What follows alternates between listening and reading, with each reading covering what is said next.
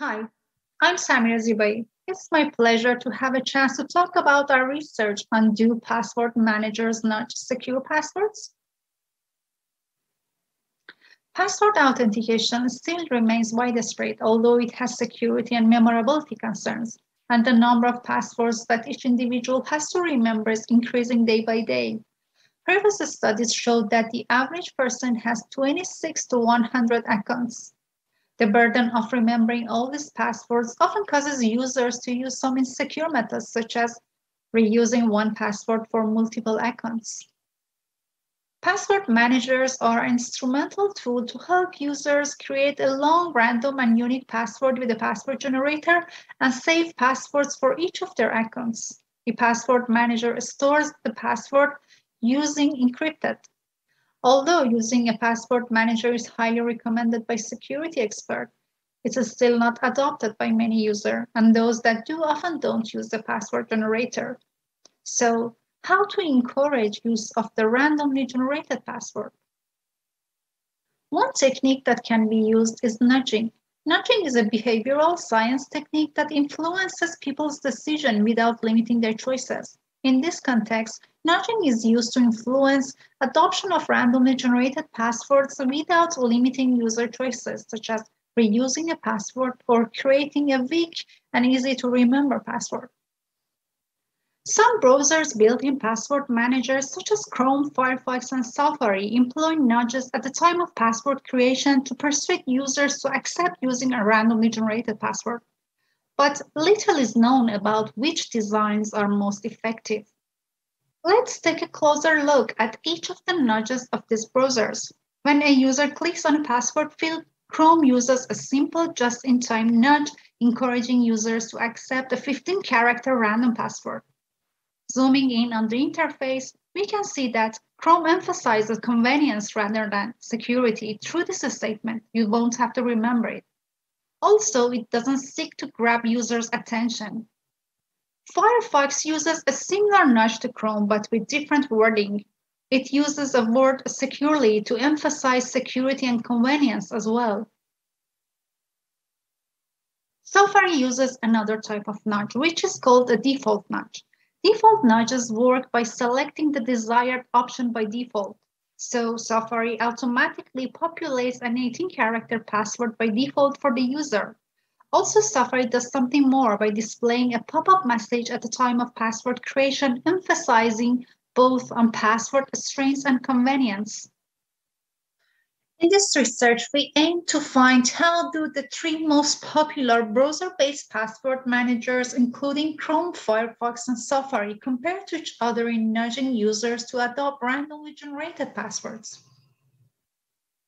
Also, we investigate the factors that might contribute to randomly generated password adoption, factors such as noticing the nudge, having experience using password manager and password generator, and websites' password policy. And finally, what are the rationales of users to use or not use a randomly generated password? We recruited our participants through the Mechanical Turk website. Our study is conducted with three groups of participants, one group for Chrome, one for Firefox, and one for Safari. We used a user agent header to determine the correct browser in use. Participants were only able to sign up once in our study. We implemented two password policies in our study, including 1C8 and 3C12. Participants in each group were randomly assigned to one of the two policies. Now I'd like to talk about our study design. In task 1, to ensure users didn't have unrealistic focus on the password generator, we use a deceptive consent form asking users to test our e-commerce website's registration and login process. In task 2, participants were directed to our mock e-commerce website to register. In task 3, we asked participants to answer 5 demographic questions. In task 4, participants were asked to log into the account they created in task 2. In task 5, we asked some questions regarding users' behavior toward nudges and their feedback. And in task 6, we revealed the actual purpose of our study in the last consent form. Participants were given the chance to withdraw and no information would be recorded. Here are some interesting results of our study.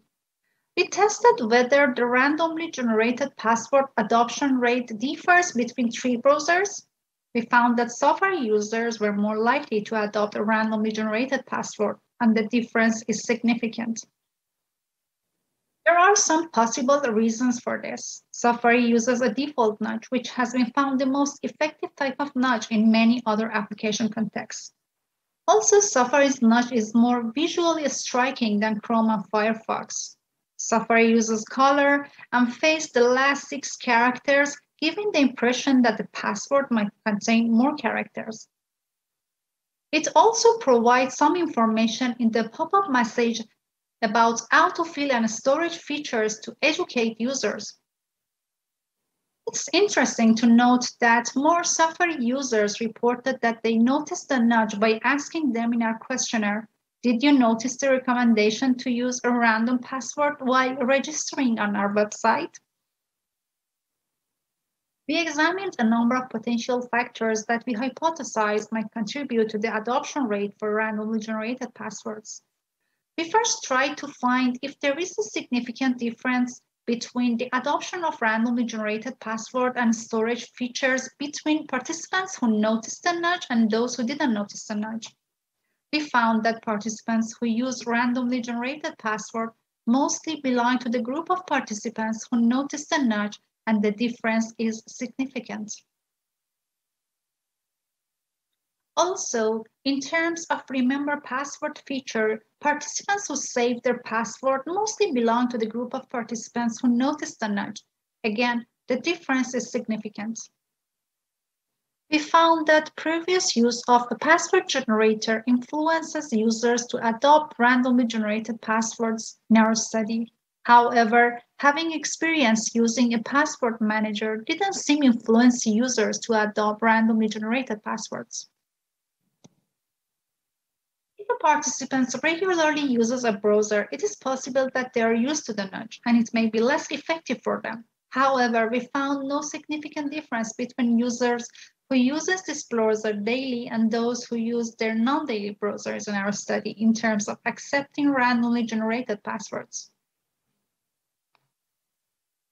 Another interesting result in our study is that after Bonferroni correction, there is no significant difference between the two websites' password policies in terms of influencing users to adopt a randomly generated password. We asked participants to describe the reason that they use or didn't use a randomly generated password in our study. We performed a qualitative analysis on the responses. 2 researchers did emergent coding, and to verify the reliability of our coding process, we used Cohen's kappa test. The 3 main reasons for rejecting the randomly generated password and using a self-chosen password instead were memorability issues, their preference to use their own password, and the fact that they didn't notice the nudge. And the 3 main reasons for adopting the randomly generated password were reported as their convenience, security, and the remember password feature. Our research provides lots of useful information on the efficacy of randomly generated password nudges in 3 browsers that can be used to inform future work in this area. Our study also supports that some factors might contribute to the adoption of randomly generated passwords. Our finding can be useful for future password manager nudge designs and intervention in terms of encouraging users to adopt password manager use.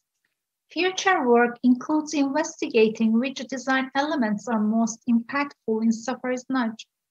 Also investigating how to improve password manager nudges further, for example, by using other nudging techniques or by personalizing nudges. Thanks for being here today. I'm looking forward to receiving your follow-up questions.